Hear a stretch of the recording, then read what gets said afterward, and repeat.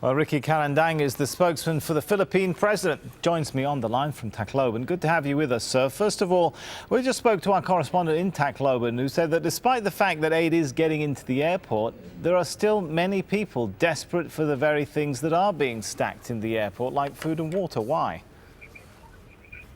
Well, the aid is being distributed in the different towns around Leyte, not just Tacloban, but in all the 20 towns around Leyte. What you're seeing at the airport, though, are people waiting in line to leave Leyte.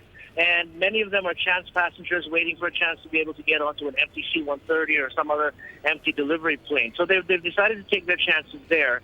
And as a result, they're not in their localities where the aid is being distributed. Now, what are we doing about it? First of all, we're looking at people who don't have tickets, who are taking their chances and hoping that there's going to be an empty flight that's going to turn up. And we're offering them other means of getting out of Leyte. There are boats coming out of Leyte going to the nearest province, which is Cebu. A number of them have indicated that they're willing to go to Cebu by boat. So those that have said that they're going will be transported there. There are others who are waiting for boat rides to get to Manila. Some of them have also indicated that they're willing to go. So little by little, the number of people waiting for a ride at the airport should be coming down over time. But again, right, because they're there, sir, if I could jump in, I'm not just talking about the people outside the airport. Our reporters are talking about villages and places around the island where the locals say aid is not reaching them because village chiefs are skewing the process and favouring the distribution of aid towards their areas, leaving other areas out. Well, what we have is a system where we have what we call distribution hubs. Two towns in Leyte, Tacloban, where I'm at, and Ormoc on the western side have been the distribution hubs where we drop off all the relief goods. The mayors of the municipalities are supposed to go and pick up, if they're able to, are supposed to go and pick up the relief goods there and distribute them to their localities. There have been instances where we have had to make the deliveries ourselves.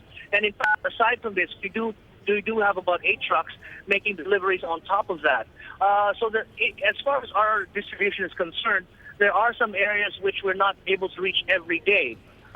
There were about 5 municipalities, for example, that we were not able to reach yesterday. And so the first trips that came out of Tacloban today went to there first. Oh, you mentioned there, sir, why were you not able? Why are there areas you cannot reach? Is it for lack of things like trucks and helicopters? Well, we've got the trucks, and the local governments have the trucks. It's really more because of logistics. The trucks make 2 trips a day.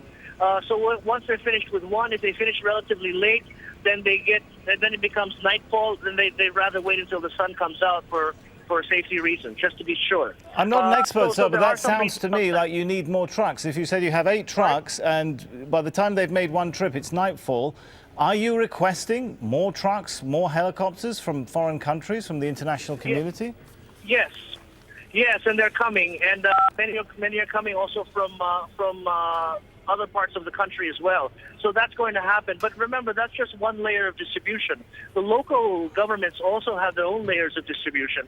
The mayors of some of these towns have been able to procure trucks. So don't think that those 8 trucks are the only way that we're distributing things.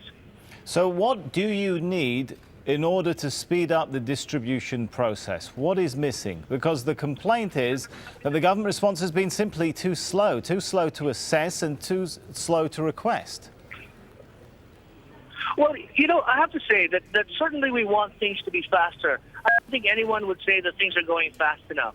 But let me say this also, that when there's been a lot of media reports that it's been slow, and we will concede that in the first couple of days it was slow. Number one, the scale of this disaster was unprecedented, more than anybody thought it would be. And the thing that happened was that the line of first responders, which was the local people here in Tacloban, were themselves victims. So, for example, the day after the storm, about less than 10% of the police force was able to go to work the next day because either they had died or they had relatives who had died.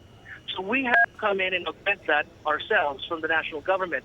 Once we got there, the first thing we had to do was remove the obstructions from the roads. You can't get from point A to point B if there's a collapsed tree on top of it or if there's debris. So we spent a lot of time having to do that as well. And because a lot of the payloaders and the bulldozers in this town had been destroyed in the storm, we had to bring them in ourselves.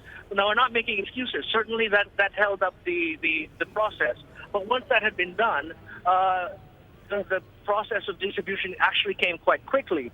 And if you hear, there were certainly complaints about how not quick enough, sir. Not quick enough, sir, for the people of Ginatacan Island. Our correspondent went there. It's 1 week on. They still don't have anything. They haven't had a single visitor from any government come to them. When will the people of Ginatac Island get any assistance?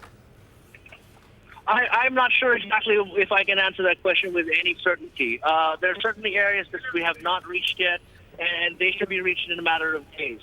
But there's a lot of, in that case, I'm not exactly sure what's going on there. But in the other areas, we are getting the aid out there.